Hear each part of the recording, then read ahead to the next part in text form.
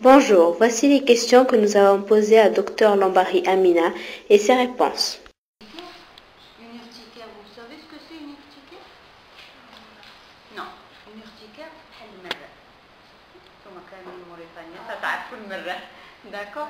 Alors c'est une allergie de la peau qui est due à l'ingestion d'un aliment ou d'un médicament. D'accord? Alors la peau réagit, elle gonfle, elle devient rouge, elle gratte. D'accord? Et puis ça disparaît dès que l'allergène n'est plus là. C'est-à-dire que le produit qu'on a pris n'est plus là, hein, qui a donné l'allergie. Comment? Une urticaire. U-R-T-I-C-A-I-R-E.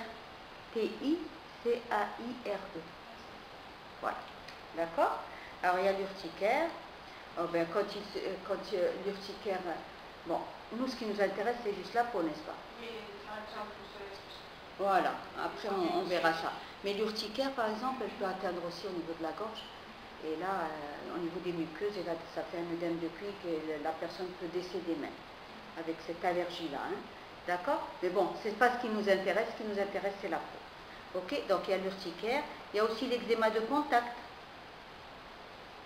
L'eczéma de contact, alors le contact avec le détergent, par exemple l'omo, l'eau de javel, les savons parfumés, les parfums, le cuir, le chrome des montres, hein, le métal, les bijoux en pacotille, hein, mais par exemple avec l'or ou l'argent, l'or on n'a pas d'allergie, mais avec l'argent on peut en avoir de temps en temps, mais vraiment pas comme avec les bijoux, la fantaisie. Hein. D'accord? Ça c'est un eczéma de contact. Il y a aussi la dermatite, mais tout ça, on retrouve toujours dans la famille une hérédité. Très très souvent on retrouve une hérédité, soit que quelqu'un fait une allergie, soit respiratoire, soit oculaire, d'accord, hein? On recherche dans la famille, on retrouve quelqu'un qui a fait de l'allergie. Il y a aussi la dermatite atopique, c'est un eczéma, hein, la dermatite atopique, c'est un eczéma qui survient chez les bébés de 3 à 6 mois. Alors les bébés ne sont pas vraiment en contact avec, ils portent du coton, ils ne sont pas vraiment en contact avec les produits qui peuvent leur donner de l'allergie, quoi. D'accord? Et ça survient, c'est surtout l'hérédité, hein. D'accord? C'est surtout, on retrouve dans la famille des gens qui font de l'allergie. Comment? Ça touche quel organe? Quel organe? Ah non, la peau. N'est-ce pas? Vous êtes sur la peau, là. Oui. D'accord? La dermatite atopique touche la peau. Oui. Ah non, pas forcément. Pas forcément. Mais par contre, l'eczéma de contact, dès que tu portes une montre et que tu fais de l'allergie, tu vas avoir, voilà. Hein? Dès que tu portes des boucles d'oreilles, tu fais de l'allergie, tu vas faire de l'allergie ici, au niveau du lobe de l'oreille. Ah d'accord? Les lunettes, par exemple, en fer, il y en a qui font de l'allergie aux lunettes. Voilà, l'eczéma de contact. Alors que chez le bébé, c'est un petit peu partout. Il gratte, il dort pas bien la nuit. Enfin, il gratte pas, il peut pas gratter, lui. Il dort pas bien la nuit, il gesticule, hein? D'accord? Donc, le mieux pour un bébé, de toutes les manières, c'est d'utiliser des produits qui sont naturels. Hein? Les produits, les lingettes, tout ça, il faut essayer d'éviter ça. Ouais, pour éviter toute allergie. Mais il y a des bébés qui ne font pas d'allergie et qui peuvent utiliser ça, il n'y a pas de problème. Ok, donc on a dit l'urticaire, on a dit l'eczéma de contact, la dermatite atopique, et qu'est-ce qu'il y a encore? C'est ça les allergies. Il y a aussi la lucite. La lucite, c'est une allergie au soleil.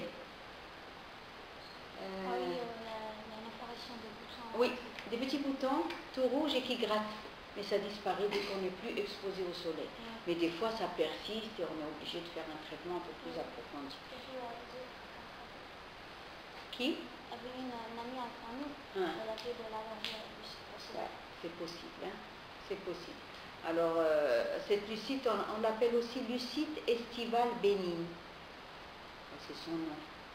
Mais c'est pas seulement en été. Estivale, ça veut dire été, mais c'est pas seulement en été. Hein. Au printemps, il y a du soleil aussi. Hein. D'accord? Mais voilà, je crois que c'est ça les allergies. Généralement, c'est ça, oui. D'accord? L'urticaire, l'eczéma de contact, la lucite. C'est bon. Alors, pourquoi certaines peaux sont plus irritables ou à tendance allergique que d'autres? dire les types de peau. Parce que, par exemple, les différents types de peau, ça dépend. La coloration? Il y a la coloration, mais il y a aussi, par exemple, une peau qui est plus faible. Et souvent, ils disent ça, mais c'est pas ça. Voilà, c'est-à-dire, voilà, elle est plus irritable, elle est plus sensible, elle est plus fragile. Pourquoi? Parce que la couche, tu sais, la peau, c'est une barrière entre nous et le milieu extérieur. D'accord? Elle nous protège. D'accord? Alors, quand on a une sensibilité, c'est que cette peau superficielle, elle devient poreuse. Elle devient poreuse, elle ne retient plus l'eau. Et donc, elle s'assèche. Elle sèche, elle devient rouge, elle desquame un petit peu. C'est-à-dire qu'elle pèle un peu, elle devient sèche. C'est là qu'on a une sensibilité. D'accord? Hein? C'est comme ça, une peau sensible par rapport à une peau normale, c'est ça. Une peau normale, elle retient l'eau, elle nous protège. Donc cette barrière n'existe plus entre nous et le milieu extérieur. Et c'est pour ça qu'on a une peau sensible. Quels sont les différents types de peau? C'est-à-dire peau sensible, on a tous la même peau, hein. Une couche. On a tous la même peau, mais il y a des peaux qui sont plus sensibles que d'autres. Il y a des peaux qui font de l'allergie, qui sont plus sensibles. Je vous ai dit, la couche superficielle, elle devient perméable, elle ne retient plus l'eau.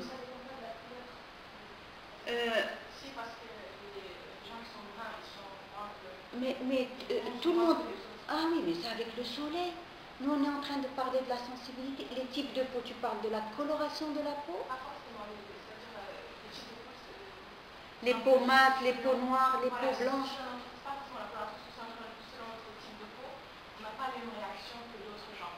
Au soleil, au produit cosmétique, selon notre type de peau. Bon, écoute, par exemple au soleil, hein, parce qu'il y a une question comme ça pour le soleil. Hein. Pourquoi le contact avec les rayons solaires et notre peau sont dangereux selon le type de peau? Ok? Bon, d'accord. Alors, les rayons solaires, comment ils pénètrent dans notre peau? Il n'y a pas de noir avec vous. Vous êtes toutes des mates. Hein? D'accord? Tu es un peu plus clair, toi? Tu es un peu plus clair, ok? Et donc, qui c'est qui fait des coups de soleil? Entre vous, tu fais des coups de soleil? Ouais, quand tu t'exposes au soleil, toi aussi tu fais des coups de soleil, parce que tu es mat, mais tu n'es pas noir. Alors, la peau, il y a deux types de mélanine, de pigments qui donnent la coloration de la peau. C'est la mélanine. Cette mélanine, il y a deux types de mélanine. Il y a le mélanine, qui est le pigment noir, et il y a la phéomélanine. Alors, le mélanine, mélanine, comme ça se prononce. La phéomélanine, c'est P-H-O-E,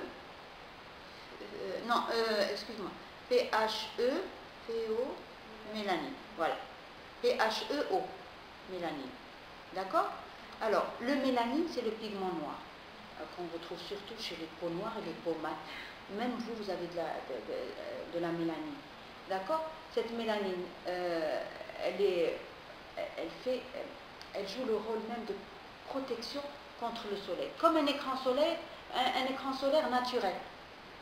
Les peaux noires ne bronzent pas, les peaux noires ne font pas trop de cancer de la peau, hein, parce qu'ils sont protégés par ces cellules mélaniques qui produisent le pigment mélanique, qui protège la peau.